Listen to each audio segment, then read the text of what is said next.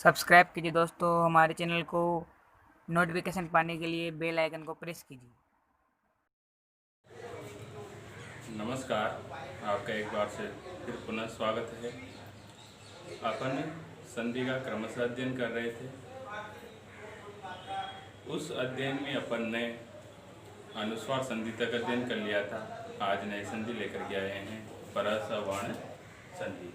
अनुस्वार संधि में तो म का अनुस्वार बनाया था। अगर म के बाद में कोई व्यंजन आ जाता है तो फिर वहाँ पर अनुस्वार संधि हो जाती है, उस म का अनुस्वार में बदल जाता है। अब यहाँ पर देखो परसवर्ण संधि। परसवर्ण संधि की परिभाषा देखते हैं। परिभाषा में क्या लिखा गया है कि यदि अनुस्वार के बाद में, इसके बाद में अनुस्वार को आप जानते ही इस प्रकार से लिखा जाता है ऊपर। यदि अनुस्वार के बाद में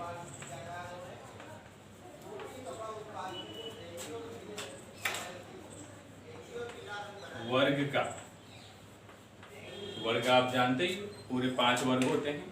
उन 5 वर्गों में से क वर्ग, च वर्ग, ट वर्ग, त वर्ग और प वर्ग, इस प्रकार से पूरे 5 वर्ग होते हैं, जिसमें स्पर्श व्यंजनों का उल्लेख किया गया है। पूरे स्पर्श व्यंजन आते हैं। स्पर्श व्यंजनों को ही वर्ग व्यंजन भी बोलते हैं। इन्हें वर्गों में विभाजित कर रखा है।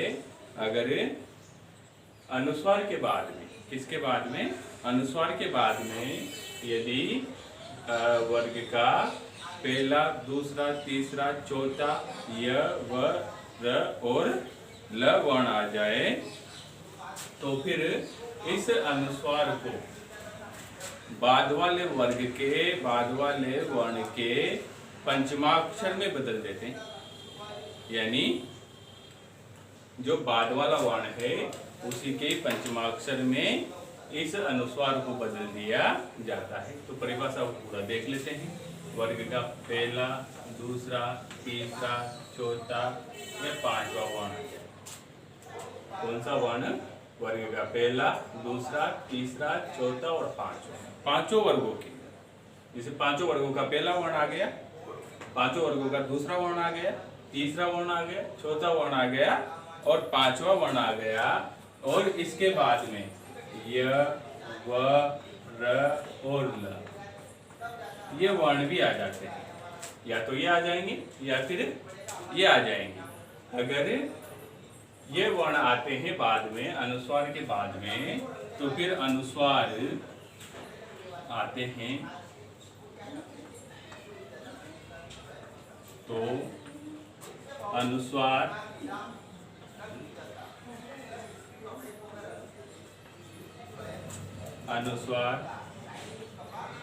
बाद वाले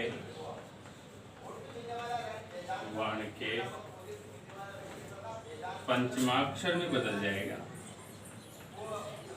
पंचमाक्षर यानी जो बाद वाला वर्ण है उसके 5वें वर्ण में अनुस्वार बदल जाता है, बदल जाता है। एक बार फिर समझो। यदि अनुस्वार के बाद में वर्ग का पहला, दूसरा, तीसरा, चौथा, 5वां ये वर्ण आ जाए और उसके बाद में अगर ये नहीं आते तो य, व, र, ल ये आ जाए तो अनुस्वार बाद वाले वर्ण के पंचमाक्षर में बदल जाता है। किसमें बदलेगा अनुस्वार? 5वें अक्षर में। यानी इस 5वें अक्षर में अनुस्वार बदल जाता है। इस परिभाषा को नोट कर लीजिए, फिर एक सारणी के माध्यम से समझेंगे। अब यहाँ पर देखो अनुस्वार आ रहा है आगे, फिर उसके बाद में 1, 2, 3, 4 और 5 ये 5 वर्ण आ गए।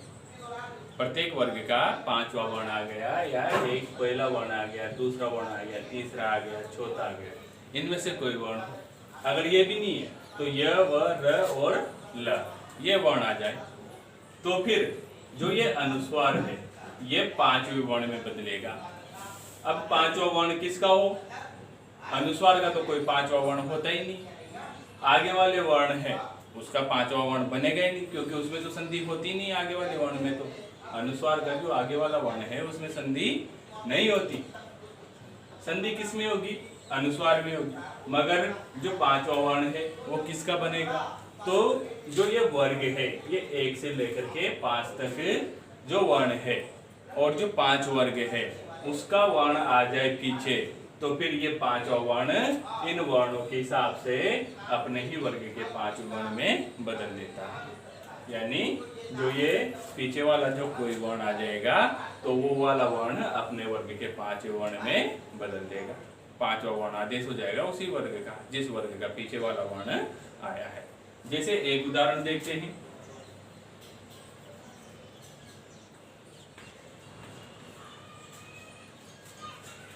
पहला उदाहरण है गुम्पलस की तरह। अब यहां पर देखो, पहले यहां पर अनुस्वार संधि हो जाएगी क्योंकि ये अनुस्वार संधि की बाद में ही होता है। गुम्पलस फित म का अनुस्वार आदेश हो गया। अब अनुस्वार आदेश होने के बाद में यहाँ पर आप देखो परस वर्ण संधि हो जाएगी। परह, परह का मतलब अपन ने पहले स्वर संधि पढ़ी थी तो वहां पर एक संधि पढ़ी थी पूर्व रूप संधि और पर रूप संधि। ये 2 संधियां पढ़ी थी अपन ने नहीं वहां पर। तो यहाँ पर भी देखो एक शब्द आ रहा है परह। क्या शब्द आ रहा है? परह। तो यानी परह बाद वाले वर्ग में आदेश होगा। किस में आदेश होगा? बाद वाले वर्ग में। तो यहाँ पर देखो परह का मतलब बाद में होता है, तो अनुस्वार आदेश हो रहा है 5 वर्ण में, मगर जो 5वां वर्ण है वो बाद वाले वर्ण के हिसाब से आ रहा है, उसके अनुसार आएगा। किसके अनुसार? बाद वाले वर्ण के अनुसार। तो नाम से स्पष्ट हो रहा है परह सवर्ण संधि, यानी बाद वाला सवर्ण संधि, बाद वाले वर्ण के अनुसार आदेश हो रहा है। यहाँ पर आप देखो, अब यहाँ पर देखते हैं गुम अनुस्वार आ रहा है। यहाँ पर अनुस्वार है, ये पहला तो अनुस्वार लिख दिया, प्लस फ बाद वाला वर्ण क्या है? फ। मैं फिर से बता रहा हूँ कि ये जो ई की मात्रा लगी हुई है वो छोटी ई की मात्रा है, तो पहले ई नहीं आएगा। व्यंजन में मात्रा लगती है तो व्यंजन पहले आएगा, फिर उसके बाद में जिसकी मात्रा लगी हुई होती है वो वर्ण, वो स्वर आएगा। यहाँ पर देखो फ आया हुआ है। अब देखो यहाँ पर अनुस्वार है, पीछे फ है, तो ये फ वर्ण कोई ना कोई वर्ग का होगा। तो आप जानते हो फ किस में आता है? प वर्ग में। प फ, प वर्ग का दूसरा वर्ण है ये। तो अब देखो ये अनुस्वार 5वें वर्ण में तो बदलेगा, मगर ये 5वां वर्ण किसका होना चाहिए? तो ये 5वां वर्ण फ का होता है। इस फ के हिसाब से ये फ अपने ही वर्ग के 5वें वर्ण में से अनुस्वार को बदल देता है। अब आप देखो फ किस में चलता है? प वर्ग में आता है। अब प वर्ग का 5वां वर्ण क्या है? लिख करके देखो, प, फ, ब, भ और म। ये पूरे 5 वर्ण है। पहला वर्ण, दूसरा वर्ण, तीसरा वर्ण, चौथा वर्ण और ये 5वां वर्ण। तो देखो यहाँ पर अब ये अपने ही 5वें वर्ग में बदलेगा, अपने ही वर्ग के 5वें वर्ण में बदल देगा इसे अनुस्वार को। तो अब यहाँ पर देखो 5वां वर्ण क्या है? म है, तो ये अनुस्वार म में बदल जाएगा। अब म में बदलते ही देखो आप इस प्रकार से इस अनुस्वार को म में बदल दिया तो ये म आ गया, प्लस पीछे इसकी जगह कोई चेंज हुआ ही नहीं, तो जैसा का जैसा लिख दो, ये फित। अब मिला करके देखो आप, रूप बनेगा गुम्फित। इस प्रकार से मात्रा लगा करके गुम्फित रूप बन जाएगा। इसे नोट करो, फिर अगला उदाहरण देखो। यहाँ पर मैंने 3 उदाहरण लिखे हैं, अम्पलस चित, अम्पलस क, मम्पलस दिरा। अब यहाँ पर देखो किस प्रकार से बन रहा है। में क्या है? अनुस्वार है। अब यहाँ पर वो हिंदी वाला अंग मत कर देना, हिंदी में चलता है अंग अह। आपने देखा होगा हिंदी में ये 2 वर्ण चलते हैं, अंग अह। हिंदी वाला वर्ण अलग है ये, लेकिन संस्कृत में तो अपन अनुस्वार को अलग से ही पढ़ते हैं और विसर्ग को भी अलग से पढ़ते हैं। अवर्गीय व्यंजन के अब यहाँ पर देखो व्यंजन क्या, अवर्गीय वर्ण। अब यहाँ पर देखो में क्या मिला हुआ है, ये अनुस्वार मिला हुआ है प्लस अंतिम वर्ण है अनुस्वार। म के बाद में कोई उच्चारण नहीं। इसका उच्चारण किस प्रकार से करेंगे, म की तो नहीं आएगी, हम अनुस्वार का उच्चारण किसमें करते हैं, म में करते हैं। पीछे म की तो नहीं आई। मैंने पहले अनुस्वार पढ़ाया, अनुस्वार संधि पढ़ाई थी, तब बताया था आप लोगों को कि अनुस्वार का उच्चारण किसमें करते हैं। पीछे देखो च आया हुआ है। अब च कोई ना कोई वर्ग का है, आप जानते हो। तो च वर्ग में च आता है, ये च वर्ग एक वर्ग था अपना च वर्ग, तो इस च वर्ग में ही च वर्ण आता है, यानी च वर्ग का प्रथम वर्ण है। तो ये च वर्ग का प्रथम वर्ण अनुस्वार को पांचवें वर्ण में बदलेगा। अनुस्वार पांचवें वर्ण में बदलता ही है, लेकिन किस वर्ग में बदलेगा। अब पांचवा वर्ण किस वर्ग का आएगा, तो च वर्ग का पांचवा वर्ण आएगा, जो कि अपने पास ये होता है, ये पांचवा वर्ण है च वर्ग। तो अब देखो यहाँ पर अनुस्वार इस वर्ण में बदल गए, ये में। अब देखो मिला करके देखो, अनुस्वार इस वर्ण में बदल गया, पीछे क्या है चित। मिला करके देखो, इस प्रकार से अंचित रूप बनता है। क्या बना, अम प्लस चित का अंचित। इसके ये पंचमा अक्षर है, यम गणनम आप जानते हो। इधर देखो यहाँ पर भी अनुस्वार है, पीछे क है। अब ये क वर्ग का पांचवें वर्ण में बदलेगा, तो ये पांचवें वर्ण में बदला, लेकिन किस वर्ग का, क वर्ग के वर्ण के क वर्ग के पांचवें वर्ण में बदलेगा। क वर्ग का पांचवा वर्ण आप जानते हो, ये होता है ये। अब आप देखो इसमें बदलेगा, तो जैसे ही ये पांचवें वर्ण में बदला, इस प्रकार से लिखेंगे, ये कर मिला करके देखो। अब इसे किस प्रकार से लिखेंगे, ये आधा वर्ण है, पीछे कोई स्वर नहीं है, यहाँ पर भी पीछे कोई स्वर नहीं था, लेकिन इसे तो इस प्रकार से लिखते। लेकिन अंक को किस प्रकार से लिखोगे आप, तो ये देखो ये ऊपर आ जाएगा। अब इसे आप पूरा मत समझ लेना, क्योंकि जो नीचे इसके जो जस्ट नीचे इस प्रकार से लिखेंगे क, तो ये क तो पूरा होता है और ये हमेशा हलंत में होता है। आप देखो एक शब्द है बुद्धि, ये शब्द है बुद्धि। तो अब आप यहाँ पर ध्यान पूर्वक देखो कि द बड़ा है या ध बड़ा है, द बड़ा है या ध बड़ा है।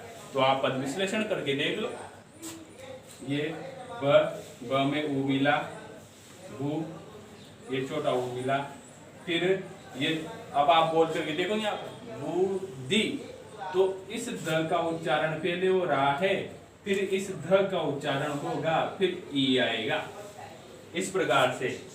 तो इस द के बाद में कोई स्वर नहीं, तो ये हलंत में ही रहेगा और ये ध बड़ा होता है, यानी इसके बाद में इसमें स्वर मिला हुआ है, यानी ये पूरा वर्ण है, यानी ये पूरा वर्ण है और ये ध आधा वर्ण है। यहाँ पर ये देखो पद विश्लेषण के माध्यम से समझो आप। तो कहने का तात्पर्य ये है कि जो नीचे लटका हुआ होता है, जो व्यंजन नीचे लटका हुआ होता है वो हमेशा पूरा होता है, और जो ऊपर का व्यंजन होता है वो हमेशा हलंत में होता है। यहाँ पर ये हलंत में था, ये ऊपर लिखा और ये पूरा था, इसीलिए यहाँ पर ये नीचे लिखा। आप उच्चारण करके देखो, अंक क बाद में आया हुआ है, तो क में ही मिला हुआ है अ, जो स्वर मिला हुआ है उच्चारण की दृष्टि से, उच्चारण करने के लिए जो स्वर मिला हुआ है वो क में मिला हुआ है, इसमें नहीं मिला हुआ। इसके बाद में देखो आप अगला उदाहरण, मम प्लस दीर्घम, अनुस्वार है, पीछे द है, द वर्ग द वर्ण त वर्ग में आता है, इसमें आएगा त वर्ग में। अब त वर्ग का पांचवा वर्ण बनेगा ये अनुस्वार, तो पांचवा वर्ण बदला, इसमें बदलेगा, इस वाले वर्ग में बदलेगा, तो त थ द ध न, ये त वर्ग का पांचवा वर्ण क्या है? न। अब यहां पर देखो आप, पांचवें वर्ण में बदला, म न दिरम, मिला करके लिखो मंदिरम, क्या बना? मंदिरम। इसे नोट कर लीजिए। परस्पर वर्ण संधि के बाद में देखते हैं, एक आपके सिलेबस में तोड़ली सूत्र दिया गया है। ये तोड़ली सूत्र दिया गया है। ये लत्व आदेश होता है। ये आदेश होता है लत्व आदेश। इसे समझने की दृष्टि से लत्व संधि भी बोल देते हैं। अगली संधि है अपनी लत्व संधि। इसकी परिभाषा है, अब लत्व संधि में क्या होता है? लत्व यानी ल आदेश होगा। क्या होगा? ल आदेश। अब वो कहां पर होगा? कौन कौन से वर्ण आगे पीछे आने चाहिए? तो देखते हैं इसके बारे में। यदि त वर्ग, कौन सा वर्ग? त वर्ग। अब आप त वर्ग के वर्ण लिख लो, अगर आपको याद नहीं तो। त थ द ध और ये पूरे पांच वर्ण त वर्ग में आते हैं। स्पर्श व्यंजन है, इसीलिए वर्गों में विभाजित किया गया। यदि त वर्ग के बाद में ल आता है, क्या आना चाहिए? ल। अगर इन वर्णों के बाद में ल आ जाता है, मात्र ल,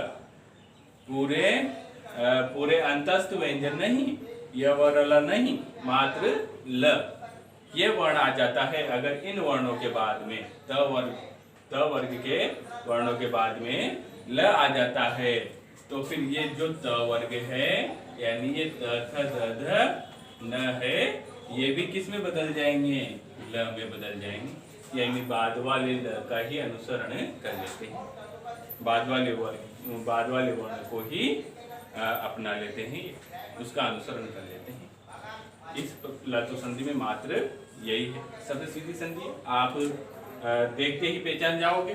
पीछे ल दिखाई देगा आपको, अगर पीछे ल दिखाई दे रहा है आपको, तो फिर आप कंफ्यूज मत होना, वहां पर निश्चित रूप से लत्व संधि होगी। देखो, इससे पहले ल अपन ने बहुत सारी संधियों में भी पढ़ा है, मगर त वर्ग और ये ल मात्र इसी संधि में आता है, क्योंकि यहाँ पर लत्वादेश होता है, लकार आदेश हो जाएगा। तो इस त वर्ग के बाद में अगर ल आ जाता है, तो फिर ये पूरा का पूरा ही त वर्ग किस में बदल जाएगा? ये ल वर्ग में बदल जाएगा। यानी पांचों वर्ण अगर आज दिखाई दे आपको और पीछे ल दिखाई दे, तो फिर इन जो आगे वाला जो वर्ण है उसके स्थान पर ल आदेश कर लीजिए। जैसे एक उदाहरण है, इसे नोट कर लीजिए पहले, उदाहरण के माध्यम से समझ लो। तत् प्लस ले, पीछे क्या आया हुआ है? ल आया हुआ है। अब अपन को ये पता चल गया है पीछे ल आया हुआ है, तो यहाँ पर कौन सी संधि हो सकती है? लत्व संधि हो सकती है, लत्व आदेश हो सकता है। अब लत्व आदेश हो सकता है, ल तो आ गया, लेकिन पीछे त वर्ग का कोई ना कोई वर्ण होना चाहिए। तो आप देखो यहाँ पर त वर्ग है, त वर्ग का प्रथम वर्ण है, तो त वर्ग का प्रथम वर्ण है और पीछे ल है, तो निश्चित रूप से यहाँ पर कौन सी संधि हो रही है? लत्व संधि हो रही है। सबसे पहला काम अपना यही है कि आगे वाला वर्ण और पीछे वाला वर्ण देख लो। यहाँ पर ल है और यहाँ पर त है, तो देखो ये त प्लस ल आए निकल गए यहाँ से। आप पूरा ही ल ले लो, ल आ जाए, ली आ जाए, लू आ जाए, कोई सा भी स्वर आ जाए इसमें। आप तो ये हलंत वाला है, देखो आप कोई सा भी स्वर मिल सकता है इसमें। तो ल में पूरे 13 स्वर है, 13 स्वर में से कोई सा भी स्वर मिल सकता है। ल आ गया हलंत वाला, आगे त आ गया, तो जो ये त है ये किस में बदल जाएगा? पीछे वाले ल में ही बदल जाएगा। और कौन सा? आधे वर्ण की जगह आधा वर्ण ही लिखते हैं। पूरा वर्ण तो आ ही नहीं सकता यहाँ पर, क्योंकि जैसे पूरा वर्ण आएगा, जैसे आप देखो यहाँ पर त आ गया, आगे त आ गया, तो फिर आप यहाँ पर देखो ये अंतिम वर्ण थोड़ी है त। इस त में तो क्या मिला हुआ है? मिला हुआ है, यानी अंतिम वर्ण तो क्या है? त। तो यहाँ पर जो संधि होगी, तो आप यहाँ पर देखो त निश्चित रूप से आता है आगे। आधा आएगा तभी तो ये अंतिम वर्ण होगा। तो यहाँ पर देखो त ल, त की जगह ल बन गया और पीछे ल, कैसा था कैसा, क्योंकि ल की जगह कोई दूसरा वर्ण आया ही नहीं, ये तो ल तो इस त की जगह पर आया है। मिला करके देखो तल्लय, क्या बना तल्लय। इधर देखो उस प्लस लास, वो तो उपसर्ग है, एक उपसर्ग है। अब यहाँ पर ये मत समझ लेना कि वो तो उपसर्ग है। तो अपन यहाँ पर वो उपसर्ग में जैसे अपन ने वो संधि पढ़ी थी परसा वर्ण संधि, तो वहां पर भी उपसर्ग लिखाया था मैंने, पर वो 4 उपसर्ग अलग है। उसमें अंतिम जो अंतिम वर्ण होता है उसमें पीछे अ आता है, जो अंतिम वर्ण होता है वो अ होता है, वो भी कौन सा, छोटा वाला। ये देखो यहाँ पर त है, पीछे ल है, ल में आके मात्रा लगी हुई, तो पीछे पहले व्यंजन आएगा फिर उसके बाद में स्वर आएगा, यानी स्वर तो दूसरा वर्ण हो गया। आगे वाला क्या है, ल है, तो त की जगह क्या बन जाएगा, ल बन जाएगा। तो अब देखो उ, त की जगह ल बन गया, ये ल फिर लास, मिलाकर देखो इस प्रकार से लिखते हैं आदिवासी वर्ण को, ये उल्लास। यहाँ पर देखो विद्युत प्लस लेखा, तो ये त है, त किस में बदला, ल में बदला, पीछे क्या है, ल है, इसीलिए ये त में त ल में बदल गया। तो यहाँ पर देखो विद्युत, विद्युतता, त ल में बदल गया, तो ये ल, पीछे क्या है, लेखा है, ये लेखा। अभी देखो मिलाकर देखो विदुल लेखा, क्या बना, विदुल लेखा। मिलाकर भी देखो, इसे नोट कर लीजिए। अपन ने आज दो संधियां पढ़ी है, एक तो परासा वर्ण संधि और एक लातु संधि। मैंने उदाहरण दिए हैं कुछ आपको गृह कार्य के लिए, इसे आप मेरे मोबाइल नंबर पर सेंड करना है पूरा करके। वैसे ही करना है, पहले संधि बना करके फिर उसके बाद में संधि का नाम लिख करके इस प्रकार से बना करके आप मेरे मोबाइल नंबर पर सेंड करो। धन्यवाद।